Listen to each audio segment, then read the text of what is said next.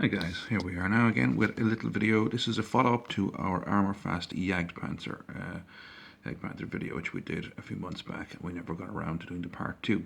So, the young lad arrived home from school to find that his Jagdpanthers had arrived, and he duly got stuck into painting them and making them and all the rest of it, and this is the end result.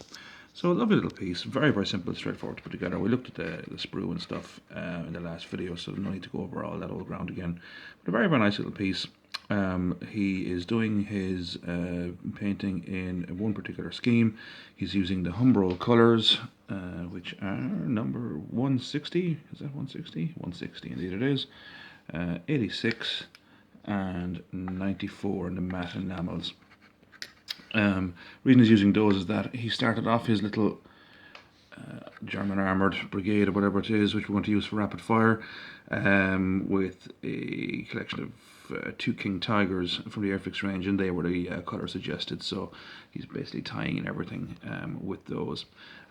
Anyway, not a bad little job. Looks okay. I'd say he's only 7, so there we go. But it's a nice little model. It's a good sturdy little piece, very simple.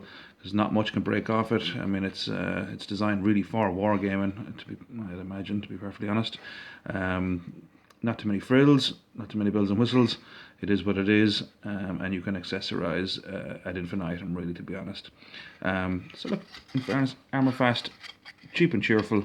You know, you get 2 in a box for generally I'm in Ireland, so we're dealing with euros. We're kind of talking anywhere from kind of 10 to 15 euros, give or take, vendor and that on eBay or whatever, wherever you choose to buy it. And you know, you won't break the bank. Very simple, very straightforward. Tracks in black there, I just noticed, as opposed to metal. Simple little model, can't go wrong. I like the Armourfast range, in fairness. Kind of being superseded, I think, nowadays by the Plastic Soldier company. Although I do understand that Armourfast are bringing out an M18 fairly soon, so that'll be something for these guys to combat. Jagdpanther itself, very cool vehicle. It was a tank hunting equivalent of the Panther. Jagd or Jaeger, I believe, is German for hunter or something hunting orientated. So I mean, if the Panther was a formidable opponent, the Jagdpanther was probably even more than that, more so. Very fast and mobile across rough terrain, and a difficult piece to knock out. Ideal for rapid fire. Actually, it's a very very good piece to have if you're playing rapid fire. In reality, range of the gun, which was an 88mm gun, Pt.2, you're looking at about 1,000 meters.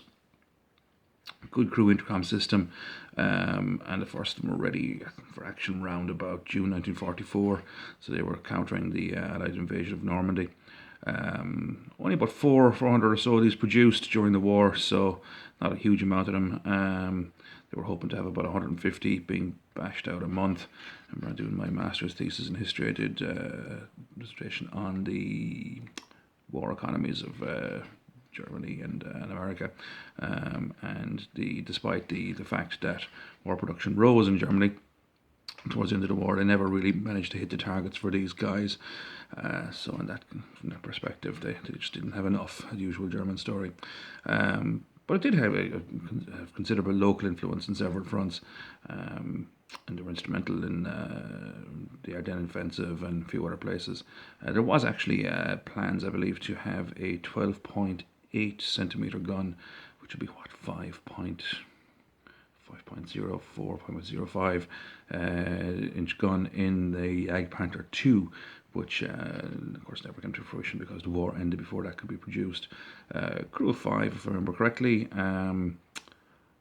It's a fairly large beast. As I said in the previous video, I have stood beside one of these in London in the Imperial War Museum. So it's about nearly 3 meters high by, oh God, I'd say it's about 3.5 meters wide, thereabouts.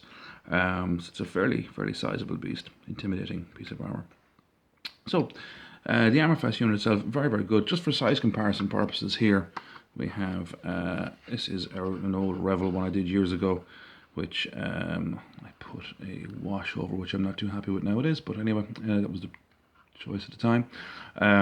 So size wise, you know, looks fairly decent enough beside it. There's no major discrepancies there in that. They're both in 172.